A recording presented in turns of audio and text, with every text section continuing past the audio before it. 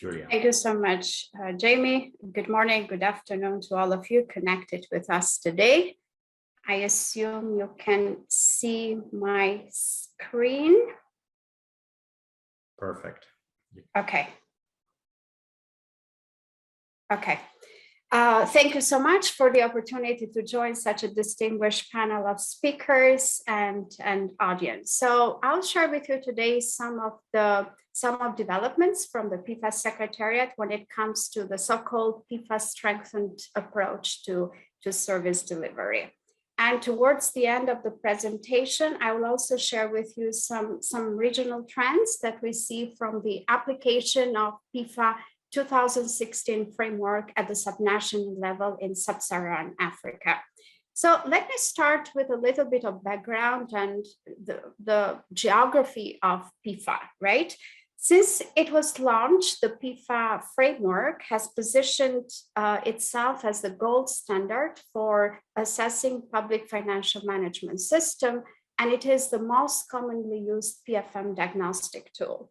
So as you can see from the map, around close to 46% of the total of the PEFA assessments are conducted in Sub-Saharan Africa, and around 42 of the total PEFA assessment reports are conducted at the subnational level. And the demand for PEFA at both national and subnational level continues to be strong despite the COVID-19. Without that, with COVID, it will slow down a little bit, but to the contrary, I mean, we had received the same number of PEFAs as prior to the COVID.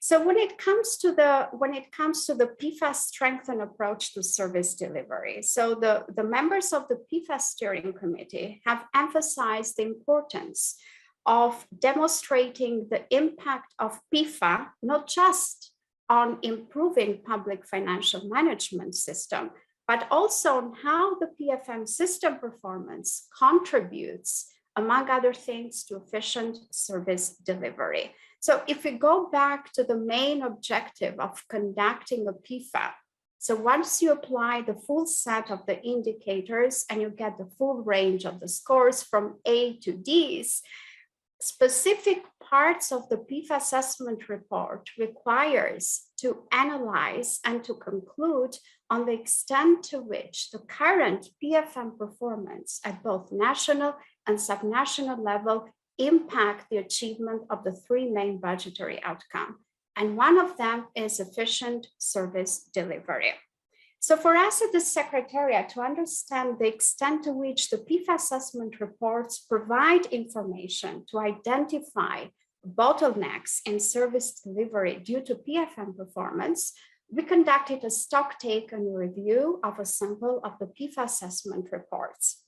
And the analysis overall revealed that the PEFA assessment reports provide important information to identify the PFM processes and functions that might impact the service delivery. But the analysis, however, was quite narrowed and focusing only in terms of identifying and the potential impact that it might have on efficient service delivery, but not getting into the details of what exactly are the underlying causes and the consequences of the PFM performance in efficient service delivery. And for us at the Secretariat to understand better and how to strengthen the links between PEFA, PFM, and service delivery, we conducted two global virtual roundtables, which brought together practitioners, development partners who are quite active when it comes to the PFM and service delivery, but also country representatives. And one of the key messages, from the global roundtables was that indeed the PEFA assessment reports are an important input for the practitioners working on PFM and the sectors. However, the information itself is not directly understandable, it is not actionable, and when it comes to the service delivery context, which is provided in the report, it is not comprehensive and detailed enough. So we heard loud and clear when it comes to the PEFA users, but also to the development partners, and we are working on how to strengthen the part of the PEFA assessment report through the lenses of the service delivery in sectors. Another important aspect that we are working on relates with the guidance for subnational government PEFA assessment. So we have revised significantly the guidance, which was approved actually yesterday from the PEFA steering committee. I won't get into the details of the framework itself and the specific indicators and dimensions that have been revised and tailored to better reflect the subnational government typologies and realities. So I'll just focus on the service delivery module. So what is the main rationale and in a nutshell, the main characteristics of the service delivery module? So you are in the field, you conduct a PEFA assessment. As a part of it, you collect a lot of information, you analyze that information. Through the service delivery model and through the set of diagnostic questions that we have included in that, you analyze and you try to understand the extent to which the public financial management performance at the subnational level impact the efficient service delivery. And this can be done concurrently with a PEFA assessment or as a standalone exercise. It is important to highlight that we are not using for this service delivery module the calibration, the 4-point ordinal scale that is at the core and heart of the PEFA.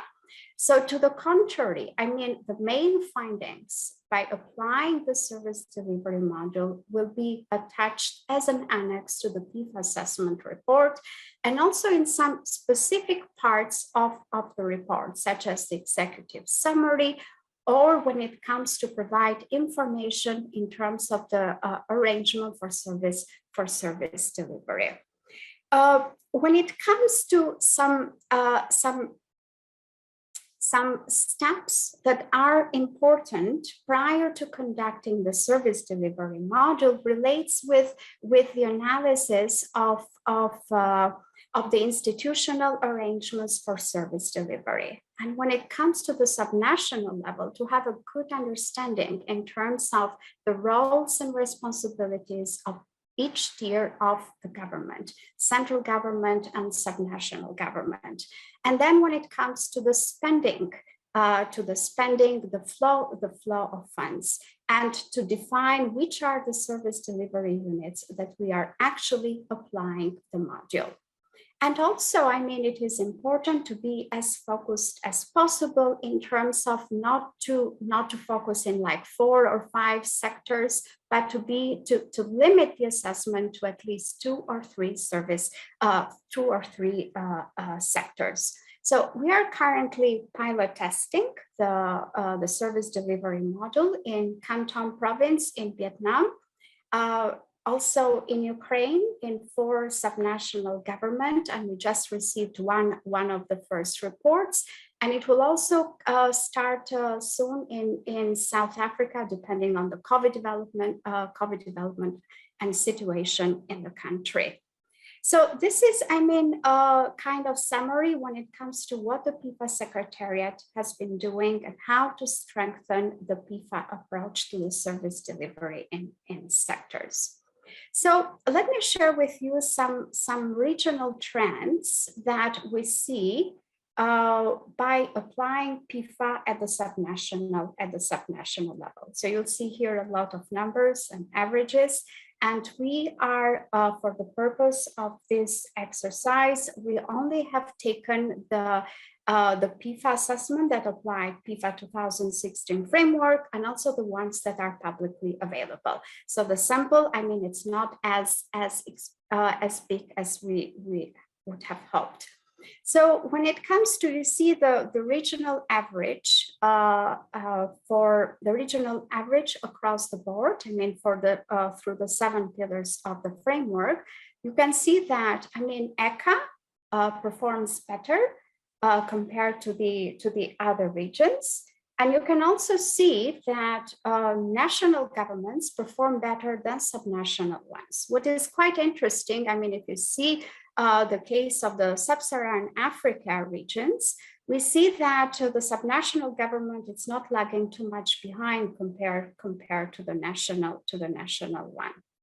So if we unpack this a little bit and we look at the regional trends by the PFM areas for Africa region and then the subnational global, first we see the subnational government in Africa are performing better than the subnational government global when it comes to the budget reliability and management of assets and liabilities. So if you see the averages here, I mean, Sub-Saharan Africa is better compared to the other regions for the budget reliability and management of assets and liabilities. And what is quite interesting is that when we look at the weaknesses, I mean, for the Sub-Saharan Africa, we see first that the main weakness relate with the seventh pillar, which is external scrutiny, and audit. And the key weaknesses here relates with external audit coverage, standard applied, submission of the audit report to the subnational legislator, the response to the audit, whether there is a follow-up on the external audit recommendation by the executive or the audited entity in a timely and effective manner. And also the second aspect covered by this pillar relates also with the legislative scrutiny of the audit report. When it comes to the management of assets and liabilities, I mean, although in the case of Sub-Saharan Africa, it's performing better compared to the subnational global, it's still one of the areas that the scoring is quite low. So if we look at what we are covering and what we are assessing by this pillar, I mean, the weaknesses relate with the public investment management, and here covering the entire PIM cycle from conducting the economic analysis to the publishing the result of the economic analysis, prioritization against clearly defined criteria, investment project costing and how they are reflected in the budget, but also when it comes to the monitoring financial and physical monitoring of the major investment projects. Another aspect relates with non-financial assets monitoring. And this is something, I mean, that we see it's a weakness at both national and subnational level in terms of if there is a register of non-financial assets maintained by the government that is comprehensive, it's accurate, and it's reliable, and what kind of information and details are included in that register. Another weakness relates with the transparency of the public finances. And here, I mean, we assess a range of important areas, and we see mainly relates with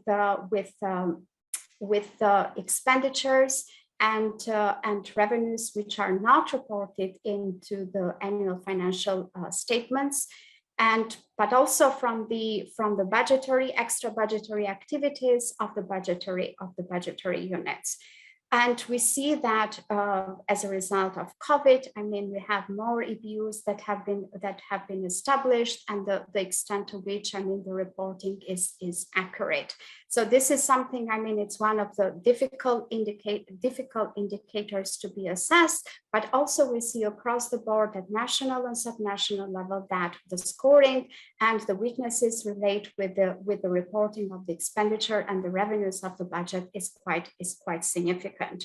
The other aspect, it also relates with the publication of the important budgetary and fiscal documentation, and also when it comes to the performance information for service delivery. So this is some of the weaknesses, I mean, that and some regional trends that we see by looking at the sample with the limitations that we have when it comes to the sample. because we are looking at the published report and also the ones that have applied PEFA 2016 framework. So let me stop here, and more than happy to take any question and to reflect on any comment that you might have. Thank you so much.